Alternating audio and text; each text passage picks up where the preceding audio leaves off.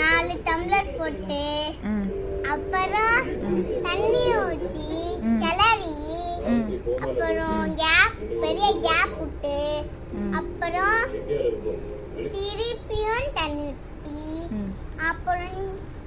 அப்புறம் அதை கொட்டிட்டு மிக்ஸ் பண்ணி கொட்டிட்டு ஃபர்ஸ்ட் ஊத்தினால அத கிண்டிட்டு தண்ணி ஊத்தணும்.